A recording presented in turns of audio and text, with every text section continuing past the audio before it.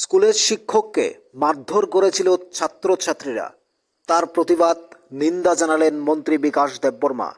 তেলিয়ামুড়ার কৃষ্ণপুর স্কুলে ছাত্রছাত্রীরা শিক্ষক বিপুল দাসের উপর যে নির্মম অত্যাচার চালিয়েছে, নির্যাতন, তার উপর হাত তুলেছে, সেই শিক্ষকের বিরুদ্ধে অভিযোগ তুলেছিল, তার তীব্র নিন্দা জানালেন মন্ত্রী বিকাশ দেববর্মা।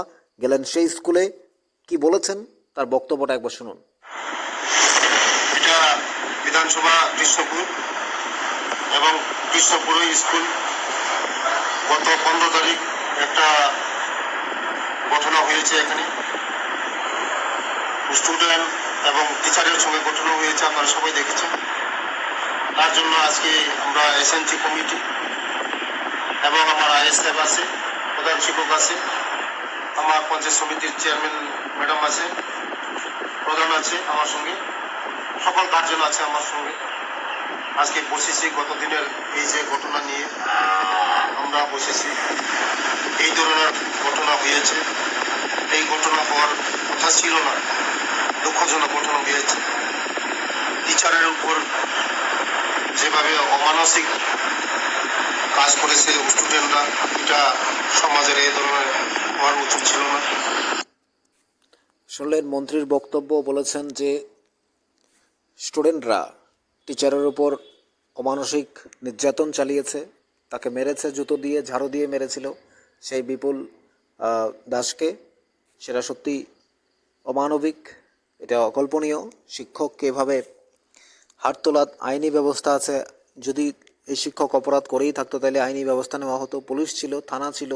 কিন্তু কেন এই ছাত্রছাত্রীরা শিক্ষকের উপর নির্মমভাবে জুতো দিয়ে ঝাড়ু দিয়ে মেরেছে, তাকে আঘাত করেছে? শিক্ষকের যে এই যে শিক্ষকের উপর হাত তোলা, একদিকে ছাত্রছাত্রীরাও নিন্দা জানাচ্ছেন, অন্যদিকে আমরা দেখেছি যে ছাত্রছাত্রীরা আন্দোলন করে নিন্দা জানিয়েছেন আগরতলায়। শিক্ষকের উপর কেন হাত তোলা হবে? আইনের পথে চলবে। শিক্ষক যদি অপরাধ করে থাকে তার জন্য বিচার বিভাগ আছে, আইন বিভাগ আছে, আদালত আছে, প্রশাসন রয়েছে, তারা ব্যবস্থা নেবে। কেন ছাত্রছাত্রীরা শিক্ষককে মারবে? তার প্রতিবাদ চলছে। এবার মন্ত্রী বিকাশ দেববর্মাও তীব্র নিন্দা জানিয়েছেন, প্রতিবাদ জানিয়েছেন। এই ধরনের ঘটনা হওয়া উচিত ছিল না, এ ধরনের ঘটনা হওয়া কোনোভাবেই কাম্য নয়। তিনি একজন শিক্ষক, শিক্ষক যদি অপরাধ করে থাকেন, প্রশাসন রয়েছে, প্রশাসন সেই ব্যবস্থা নেবে। কিন্তু কেন ছাত্রছাত্রীরা ক্ষুব্ধ হয়ে শিক্ষকের উপর হাত তুলবে?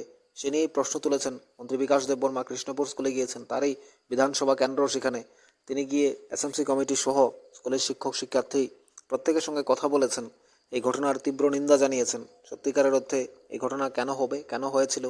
অপরাধ করলে অপরাধের শাস্তি রয়েছে, অপরাধ করলে অপরাধীরা শাস্তি পাবে। কারণ তারপরও কেন যে শিক্ষক এই কচিকাঁচা ছেলে মেয়েদের মানুষ করার ক্ষেত্রে গুরুত্বপূর্ণ ভূমিকা পালন করে, তারা যদি অপরাধ করে সেই অপরাধের শাস্তিও গুরুত্ব হিসেবে দেখা হবে। কিন্তু কেন এই শিক্ষকের উপর হাত তোলা হবে, নির্মমভাবে অত্যাচার চালানো হবে? এই ছাত্রছাত্রীরা কেন এসব করা হবে? সেই প্রশ্নই তুলেছেন মন্ত্রী বিকাশ দেববর্মা।